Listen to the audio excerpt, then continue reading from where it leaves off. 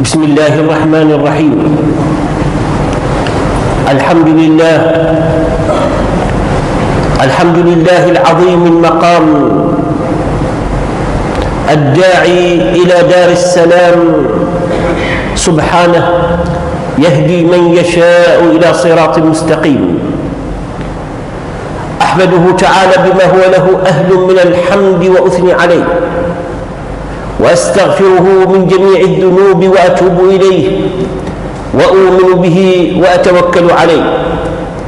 من يهده الله فلا مضل له، ومن يضلل فلا هادي له، وأشهد أن لا إله إلا الله وحده لا شريك له. من يطع الله ورسوله فقد رشد، ومن يعص الله ورسوله فقد ضل ضلالا مبينا. وأشهد أن سيدنا ونبينا محمدًا عبده ورسوله وصفيه وخليله، بعثه بالرسالة الجامعة والمعجزة اللامعة والبراهين الساطعة، فبلغ الرسالة وأدى الأمانة ونصح الأمة وكشف الله به الغمة. اللهم صل وسلم على نبينا محمد وعلى آل محمد، كما صليت وسلمت على إبراهيم وعلى آل إبراهيم إنك حميد مجيد.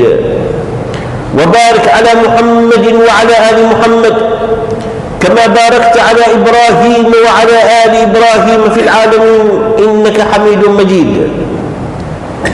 أما بعد، فيا عباد الله، أوصيكم ونفسي بتقوى الله والعمل بما فيه رضاه.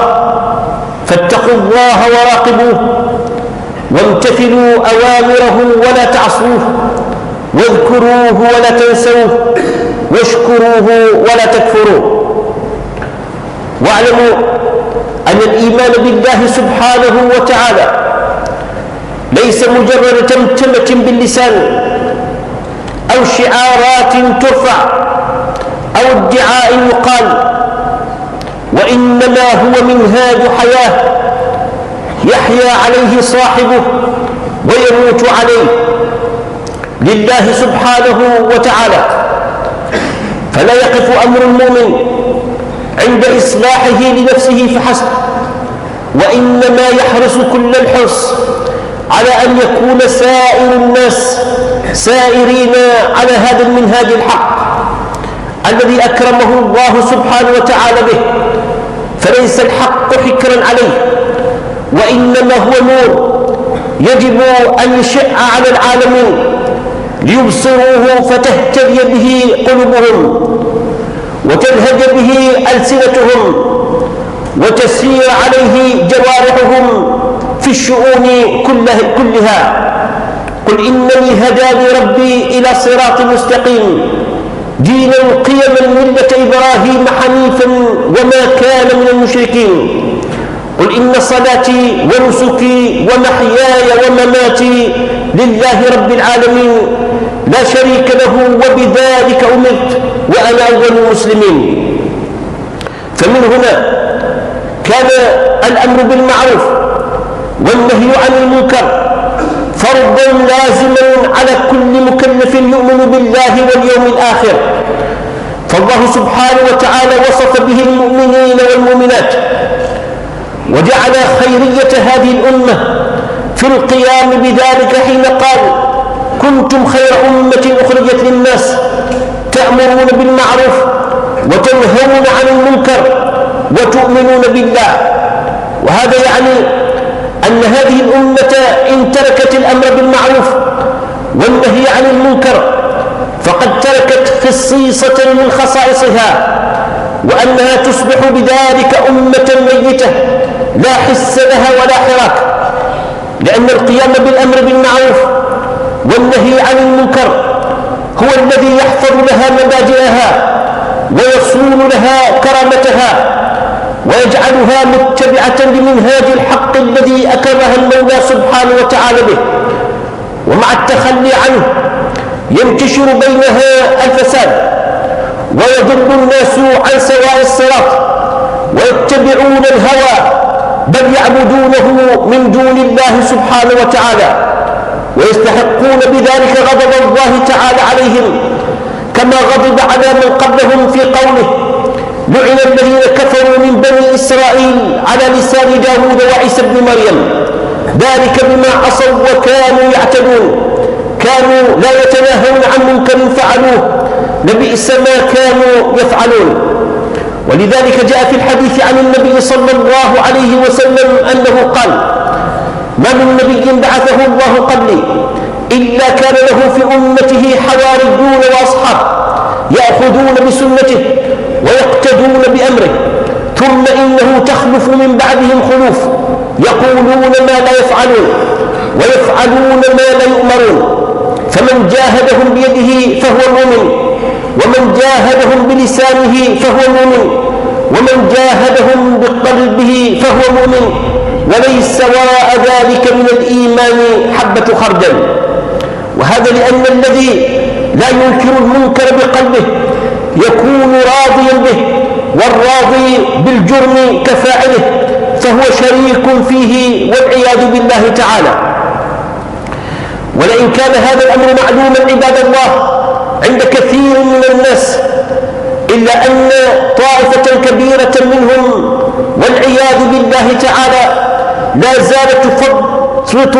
زالت تفرط في هذا الفرض العيني، مع أنها مستطيعة القيام به، وذلك تهاون في دين الله سبحانه وتعالى، وتعريض للنفس لغضب الله تعالى وسخطه، وذلك خسران في الدنيا والآخرة.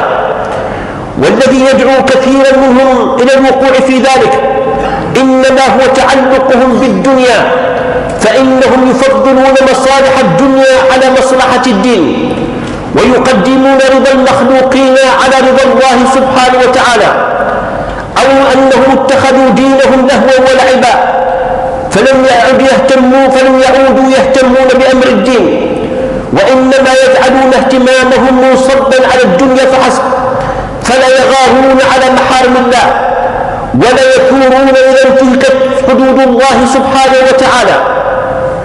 وهذا دليل على النفاق، كما قال الله سبحانه وتعالى: لو كان عرضا قريبا وسفرا قاصدا لبعدت عليهم الشقة، ولو كان عرضا قريبا وسفرا قاصدا لاتبعوك ولكن بعدت عليهم الشقة.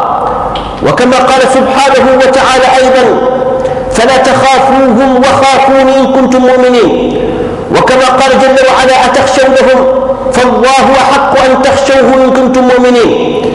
فيترك هؤلاء الأمر بالمعروف والنهي عن المنكر لأجل الحفاظ على مصالحهم الشخصية وحظوظهم العاجلة، فيخاف أحدهم على وظيفته، أو يخاف على ماله الذي يكسبه، أو يريد أن ينال رضا فلان وعلان من الناس. ولو أنهم قدموا رضوان الله عز وجل لصدعوا بكلمة الحق وجهروا في وجه أولئك الظلمة المجرمين الذين لا يبادون بمحارم الله تعالى. فالله تعالى يقول: فاصدع بما تؤمر وأعرض عن المشركين إنا كفيناك المستهزئين. بل يقول المولى سبحانه وتعالى مخاطبا عبده ورسوله محمدا صلى الله عليه وسلم: يا أيها المدثر قم فأنذر وربك فكبر وثيابك فطهر والرجز فاهجر ولا تمنن تستكثر ولربك فاصبر. فيأمره أن يترك لحافه، والمراد بذلك الكناية عن النوم والكسل والخمول، فليترك وقت الرقاد والدعة والسكون والراحة، ولينهض بالأمانة التي حملها الله سبحانه وتعالى إياه. ولئن كان هذا الخطاب في لفظه موجها إلى النبي صلى الله عليه وسلم، إلا أنه في معناه يشمل جميع أفراد أمته. فعلى هذه الأمة اليوم أن تقوم بمسؤوليتها، وأن تؤدي أمانتها، وأن تنهض بدعوتها، وأن ترفع راية الحق خفاقة عالية، لا تخشى في سبيل الله تعالى لومة لائم.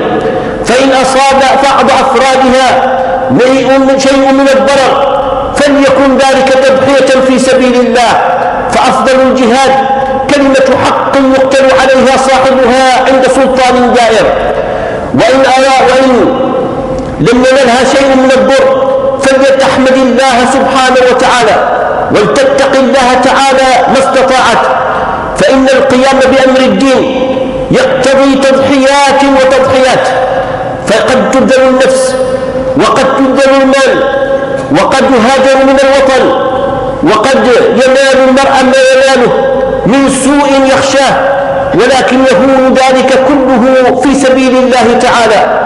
لتبلغن في أموالكم وأنفسكم ولتسمعن من الذين أوتوا الكتاب من قبلكم ومن الذين أشركوا أذى كثيرا وإن تصبروا وتتقوا فإن ذلك من عزم الأمور. فليحرص المرء على أن يكون سائرا في ركاب أولئك المؤمنين الذين التفوا حول رسول الله صلى الله عليه وسلم أول دعوته، فهاجروا من أوطانهم وبذلوا أرواحهم وأموالهم رخيصة في سبيل الله، فأنزل الله تعالى على نبيه صلى الله عليه وسلم قوله فيهم: من المؤمنين رجال صدقوا ما عاهدوا الله عليه فمنهم من قضى نحبه ومنهم من ينتظر وما بدلوا تبديلا.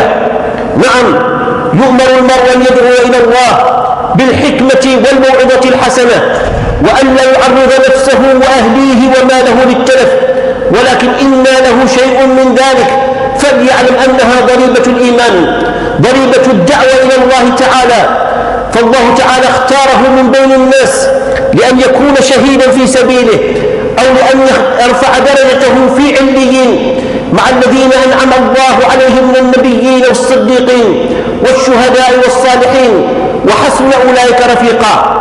فليس طريق الدعوة إلى الله مفروشا بالورد والياسمين، وإنما هو مليء بالحفر وبالمحن وبالمنح التي قد يسير لها لعاب بعض الناس ليتركوا الدعوة إلى الله تعالى. إلا أن المؤمن الحق صاحب المبدأ لا يتوقف عن دعوته، فلا يلتفت إلى دنيا إن فتحت له أبواب الدنيا، كما أنه لا يمتنع عن دعوته إن أوذي في سبيل ذلك، وإنما يظل وفيا لمبدئه حتى يلقى الله سبحانه وتعالى، بل يبذل الدنيا لأجل المبدأ الذي يعتنقه في سبيل الله سبحانه.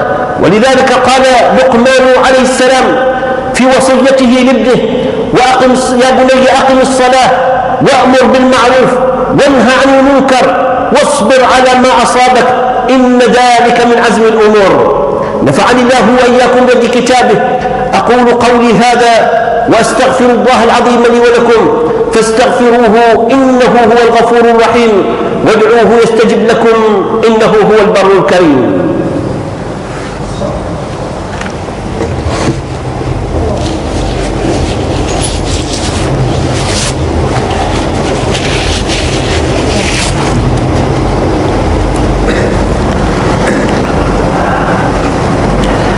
الحمد لله رب العالمين، والعاقبة للمتقين ولا عدوان إلا على الظالمين، وأشهد أن لا إله إلا الله ولي الصالحين، وأشهد أن سيدنا ونبينا محمدا عبده ورسوله سيد الأولين والآخرين وخاتم النبيين والمرسلين صلى الله عليه وسلم وعلى آله وصحبه وعلى كل من سار على نهجه إلى يوم الدين.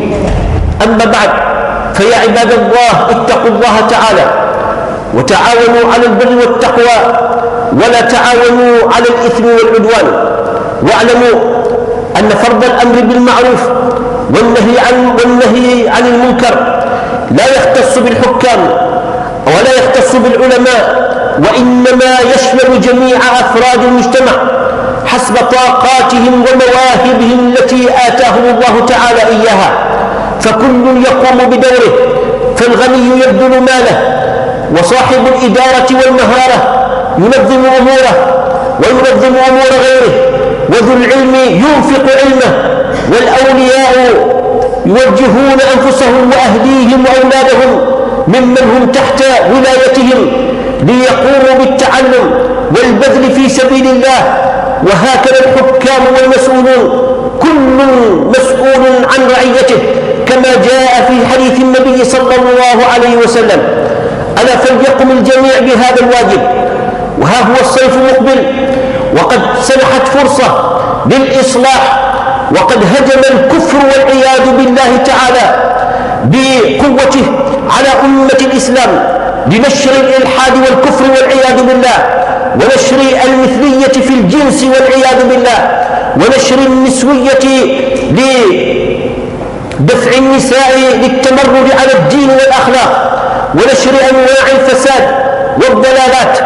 ألا يكفي ذلك أن يثير المؤمنين في حفيظتهم، وأن يوقظهم من سباتهم، وأن يقوموا بدورهم، فإن الخطر محدق بهم بل واصل إليهم وحال بهم، فإن لم يقوموا لمثل هذا الأمر فمتى يقومون؟ إن النار التي تشتعل في بيت جارك ستشتعل في بيتك، ولا يقولن أحد إننا بعيدون أو في بلد نائم، فإن العالم اليوم أصبح كقرية واحدة أو كبناء أو عمارة واحدة، لأن وسائل التواصل الاجتماعي وقنوات الاتصال لا تستأذن أحدا، فقد تصل إلى الأطفال قبل الكبار، وتصل إلى النساء قبل الرجال، والناس اليوم أصبحوا متواصلين فيما بينهم. فلذا إن الخطر عظيم، ويجب على الناس جميعا أن يتعاونوا على الخير، وأن يغاروا على محارم الله تعالى، وأن يقوموا بدورهم جميعا، فكل يدلي بدمه، وهذه هي الآخرة مقبلة عليكم، فلا يأمن المرء أن يعيش لحظات بعد هذه الحياة التي يعيشها الآن، فكيف يلقى ربه؟ أيضمن الجنة ويدعي أن مفاتيح الجنة بيديه وأن مفاتيح النار بيديه ليغلقها عن نفسه ويفتح لنفسه باب الجنة؟ كلا والله، لم ينل ذلك أحد منا بعد النبي صلى الله عليه وسلم، وإنما كل أحد مجزي بعمله، إن خيرا فخير وإن شرا فشر، ليس بأمانيكم ولا أماني أهل الكتاب، من يعمل سوءا يجز به ولا يجد له من دون الله وليا ولا نصيرا. أم حسبتم أن تدخلوا الجنة ولما يأتكم مثل الذين خلوا من قبلكم مستهم البأساء والضراء وزلزلوا حتى يقول الرسول والذين آمنوا معه متى نصر الله؟ ألا إن نصر الله قريب. ألا فلنبذل في سبيل الله تعالى، ولنتعاون على الخير، ولنتآمر بالمعروف، ولنتناهى عن المنكر، ولنتناصح في ديننا، فإن الدين النصيحة كما جاء في حديث النبي صلى الله عليه وسلم. هذا، وصلوا وسلموا على سيد المرسلين وقائد الغر المحجلين، فقد أمركم الله تعالى بالصلاة والسلام عليه، حيث قال عز قائلا عليما: إن الله وملائكته يصلون على النبي يا أيها الذين آمنوا صلوا عليه وسلموا تسليما. اللهم صل وسلم على نبينا محمد وعلى آل محمد كما صليت وسلمت على إبراهيم وعلى آل إبراهيم إنك حميد مجيد، وبارك على محمد وعلى آل محمد كما باركت على إبراهيم وعلى آل إبراهيم في العالمين إنك حميد مجيد. اللهم احفظ أوطاننا وعز سلطاننا ويجد بالحق يا رب العالمين. اللهم اجمع كلمتنا وألف بين قلوبنا وارحم ضعفنا وتول أمرنا وأحسن خلاصنا وأصلح ذات بيننا وانصرنا على من ظلمنا وعادانا وبغى علينا. اللهم من أراد بنا والمسلمين كيدا فرد كيده في نحره. اللهم إنا نجعلك في نحورهم ونعوذ بك من شرورهم. اللهم رد عنا كيدهم وفل حدهم واذهب عن أرضك سلطانهم واجعل الدائرة عليهم واجعل بأسهم بينهم شديدا. اللهم خلص عبادك المسلمين في القدس وفي فلسطين وفي كل مكان من قهر أعدائك الكافرين. اللهم ربنا استخلفنا في أرضك كما استخلفت من قبلنا من عبادك المؤمنين، ومكن لنا ديننا الذي ارتضيته لنا، وأبدلنا بخوفنا أمنا وبذلنا عزا وبفقرنا غنى وبشتتنا وحده، وأجمعنا على كلمتك وألف بين قلوبنا بطاعتك. ربنا آتنا من لدنك رحمة وهيئ لنا من أمرنا رشدا. ربنا اغفر لنا ولإخواننا الذين سبقونا بالإيمان ولا تجعل في قلوبنا غلا للذين آمنوا ربنا إنك رؤوف رحيم. اللهم ثبتنا بالقول الثابت في الحياة الدنيا وفي الآخرة. اللهم احينا مسلمين وتوفنا مسلمين واحشرنا في زمرة المسلمين يا رب العالمين. اللهم ربنا يا حي يا قيوم يا ذا الجلال والإكرام اسقنا الغيث ولا تجعلنا من القانطين. اللهم اسقنا غيثا مغيثا هنيئا مريئا مريعا غدقا طبقا نافعا غير ضار رائثا غير عادل تدر به الضرع وتسقي به الزرع وتحيي به الأرض بعد موتها. اللهم إن بالبلاد والعباد والبهائم من الجهد والضنك واللأواء ما لا نشكوه إلا إليك، فأدر لنا الضرع وأنبت لنا الزرع واسقنا من بركات السماء وأخرج لنا من بركات الأرض. ربنا لا تؤاخذنا بما كسبت أيدينا ولا تهلكنا بما فعل السفهاء منا ولا تسلط علينا بذنوبنا من لا يخافك فينا ولا يرحمنا. ربنا ظلمنا أنفسنا وإن لم تغفر لنا وترحمنا لنكونن من الخاسرين. ربنا آمنا بما أنزلت واتبعنا الرسول فاكتبنا مع الشاهدين. عباد الله، إن الله يأمر بالعدل والإحسان وإيتاء ذي القربى وينهى عن الفحشاء والمنكر والبغي يعظكم لعلكم تذكرون.